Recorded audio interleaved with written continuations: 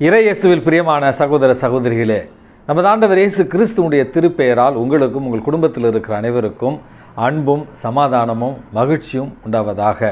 அன்புமிக்கவர்களே, ஜூலை மாதம் 19ஆம் தேதி தாயாம் திரு அவை புனித மேக்கரீனா என்பவருடைய நினைவு நாளை கொண்டாடுகிறது.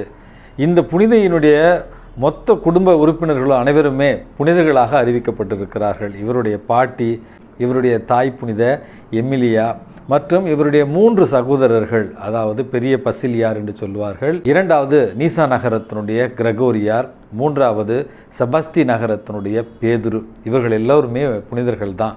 இவருடைய தாய் புனித எமிலியா இந்த மேக்கரீனாவுக்கு இளைய வயதிலேயே விவிலியத்தையும் ஒழுக்கத்தையும் கற்றுக் கொடுத்தார் என்றும், மிக இளைய வயதிலேயே ஒரு துறவியாக தன்னுடைய வாழ்வை கடவுளுக்கு அர்ப்பணிக்க விரும்பின புனித மேக்கரீனாவுடைய வாழ்க்கையில் 14 வயது நடக்கிற பொழுது அவருக்கு திருமண ஒப்பந்தம் செய்து வைக்கிறார்கள் பெற்றோர்கள். ஆனால் திருமண ஒப்பந்தம் செய்து வைத்த சில வாரங்களிலேயே மன ஒப்பந்தம் செய்யப்பட்டவர் இறந்து விடவே தன்னுடைய வாழ்நாளை முழுவதுமாக இறைவனுக்கு அர்ப்பணிக்க விரும்பி இவரும் இவருடைய தாயாரும் விவிலியத்தை வாசிப்பதிலும் இறை வேண்டல் செய்வதிலும் அதே நேரத்தில் ஏழையர்களுக்கு உதவுவதிலும் தங்களுடைய வாழ்க்கையை செலவிட்டார்கள் என்று இவர்களுடைய வாழ்க்கையில் நம்ம வாசிக்கிறோம். அன்புமிக்கவர்களே, இன்னும் சில ஆண்டுகள் கழித்து இவருடைய தந்தையும் இறந்து விடவே இவரும் இவருடைய தாயாரும் புதிய ஒரு வீட்டில் குடிபுகுந்து அங்கே முழு நேரத்தில் இறைவேண்டல், விவிலியத்தை வாசித்தல் மற்றும் ஏழையருக்கு உதவுவதில் தங்களுடைய நேரத்தை செலவிட்டார்கள்.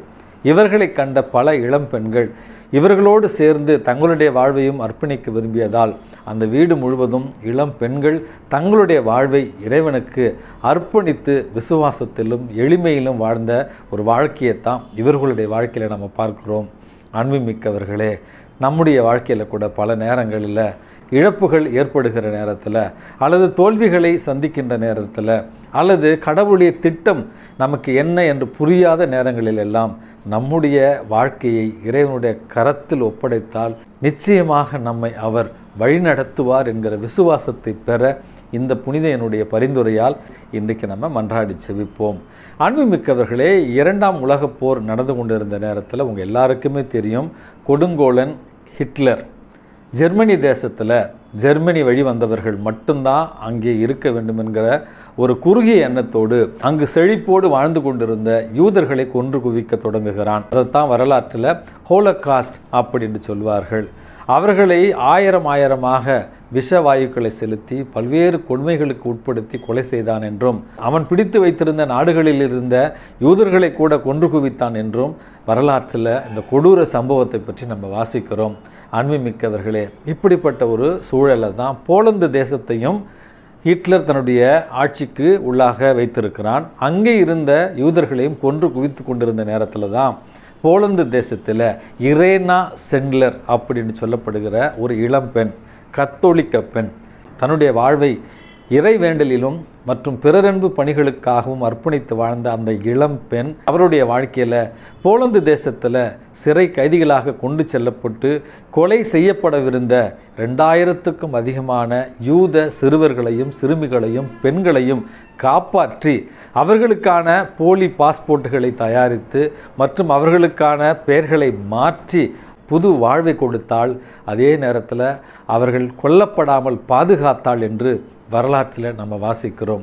இந்த இரேனா சென்ட்லர் என்பவர், இவர்கள் யூதர்கள் தானே, இயேசுவை கொலை செய்தவர்கள் தானே, அல்லது இவர்கள் பெரும் பணக்காரர்கள் தானே, இவர்களை கொன்று குவிக்கட்டும் என்று கல்மனதோடு இல்லாமல் தான் ஒரு கத்தோலிக்க கிறிஸ்தவளாக இருந்தாலும் இந்த யூத குழந்தைகள் கொலை செய்யப்படக்கூடாது என்பதற்காக தன்னுடைய உயிரை பணயம் வைத்து அவர்களை காப்பாற்றியதாக அந்த வீர மங்கையினுடைய வரலாற்றை நம்ம வரலாற்றில் வாசிக்கிறோம். அன்புமிக்கவர்களே, மதங்களை கடந்த மனிதநேயம், மரபுகளை தாண்டிய மனிதநேயம், சடங்குகளை தாண்டிய மனிதநேயம், இவற்றைத்தான் இன்றைக்கு நமது ஆண்டவர் இயேசு கிறிஸ்து உங்களுக்காகவும் எனக்காகவும் கற்றுத்தருகிறார். இயேசுவனுடைய சீடர்கள் ஓய்வு நாளை கடைபிடிக்காமல் கதிர்களை கொய்து அவர்கள் உண்டார்கள் என்கிற குற்றச்சாட்டுக்குத்தான் நமது ஆண்டவர் இயேசு கிறிஸ்து இந்த பதிலை தருகிறார்.